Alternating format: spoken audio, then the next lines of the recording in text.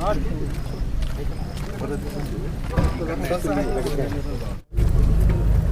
की या दुर्दैवी घटनेमध्ये एका लहान मुलीला आपले प्राण गमवायला लागलेले.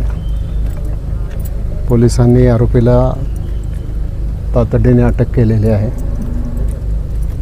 आणि तपासामध्ये जे करणं आवश्यक आहे, तो जो मुद्देमाल हस्तगत करणं आवश्यक आहे तोही केलेला आहे. आता पहिलं प्राधान्य हे राहील की 15 दिवसामध्ये हे आरोपपत्र चार्जशीट सादर केलं गेलं पाहिजे. तशा प्रकारच्या सूचना स्थानिक पोलीस अधिकाऱ्यांना दिल्या गेलेल्या आहेत. एकदा आरोपपत्र दाखल झालं की नंतर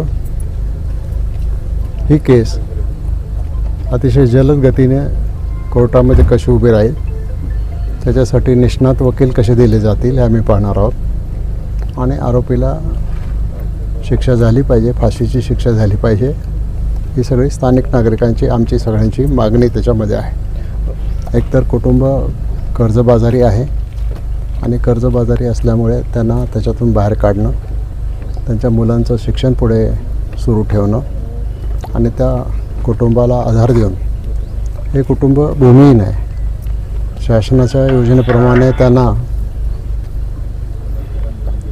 जमीनसुद्धा शेतीसाठी देता येऊ शकते ती, आणि हे आदिवासी कुटुंब आहे. त्यामुळे आदिवासी प्रकल्पाच्या अंतर्गतसुद्धा या आदिवासी कुटुंबासाठी अनेक योजना असतात. त्या योजनेचा लाभसुद्धा या कुटुंबाला देणं आवश्यक आहे.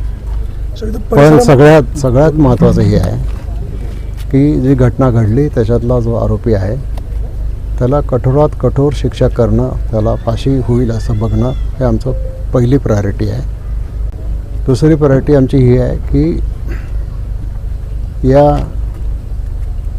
घटनेमध्ये जे कुटुंब सापडलेलं आहे दुर्दैवी घटनेमध्ये, त्यांना उभं कसं करणं, त्या मुलीच्या पीडितेच्या 2 भावांचं शिक्षण कसं करणं आणि या कुटुंब आज जे भूमिहीन आहे त्यांना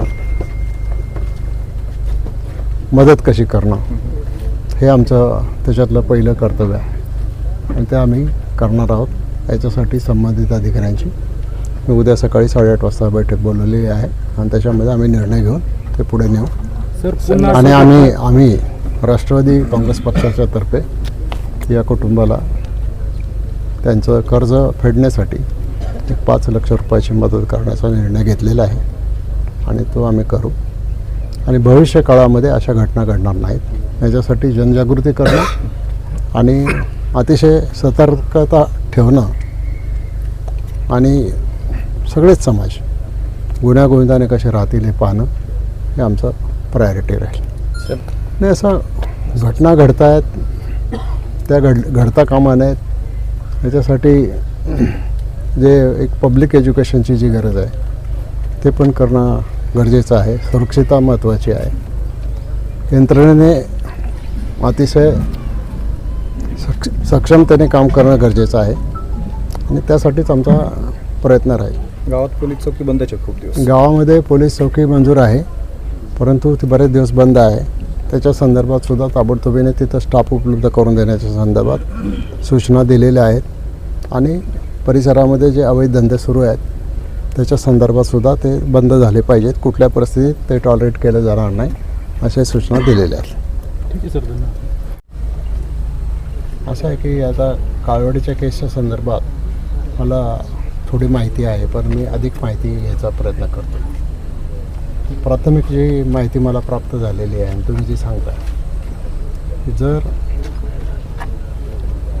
ग्रामस्थांनी त्याच्यामध्ये काही भूमिका घेतली असेल, तो माल जर अडवलेला असेल आणि त्याच्यामध्ये FDAच्या अधिकाऱ्यांनी सॅम्पल गोळा केले असतील आणि FDAच्या अधिकाऱ्यांना जर कोणी असं भेटायला आला असेल, काय झालं असेल मला माहीत नाही, त्याची मी खात्री केल्याशिवाय त्याच्यावर मी भाष्य करू इच्छित नाही. स्थानिक परंतु तरीसुद्धा शालेय पोषण आहारमधील हा जो आहार आहे, हा आहार विद्यार्थ्यांना चांगला मिळाला पाहिजे, हीच माझी भूमिका आहे. आणि त्या संदर्भात मी माझी भूमिका अतिशय स्पष्ट केलेली आहे. मी माननीय उपमुख्यमंत्री सुनेत्रा वहिनींना पत्र लिहिलेलं आहे की हा जो आहार सप्लाय करणारे जे कोणी लोक असतील त्याची संपूर्णपणाने चौकशी करून मुलांच्या आयुष्याशी खेळ न करता त्याच्यामध्ये संबंधितांच्या विरोधात कारवाई केली गेली पाहिजे हे पत्र लिहून मी भूमिका घेतलेली आहे आणि त्या संदर्भात माननीय उपमुख्यमंत्र्यांना तसं पत्र मी दिलेलं आहे. सर एफडीएची अधिकाऱ्यांची भूमिकाच संशयास्पद आहे, कारण त्यांना भेटायला डायरेक्ट ग्रामपंचायतमध्ये विमलेश गांधी येतो की कुटका किंग. त्याबाबत मला जोपर्यंत अधिक स्पष्ट माहिती मिळत नाही तोपर्यंत त्यावर मी भाष्य करणार योग्य आहे. असं जर असेल तर ही बाब अतिशय गंभीर आहे. त्याची संपूर्ण चौकशी करून ज्यांनी कोणी प्रेशर आणला असेल आणि विद्यार्थ्यांच्या आरोग्याशी खेळायचा प्रयत्न केला असेल ते सहन केलं जाणार नाही. सर एफडीएच्या अधिकाऱ्यांनी असं सांगितलं का त्या दिवशी की सदरचा आहार हा निकृष्ट दर्जाचा आहे, आम्ही सदरचा पोषण आहार जप्त केलेला आहे. आणि त्यांनी अजूनही सांगितलं का इतर कोणत्या शाळेला हा जर पुरवठा गेला असेल तर तो त्यांनी परत केला पाहिजे. या संदर्भामध्ये मी अतिशय स्पष्ट पत्र लिहिलेलं आहे. या ज्या तक्रारी आहेत या तक्रारी फक्त इथंच नाही राज्याच्या अनेक भागामधून येत आहेत.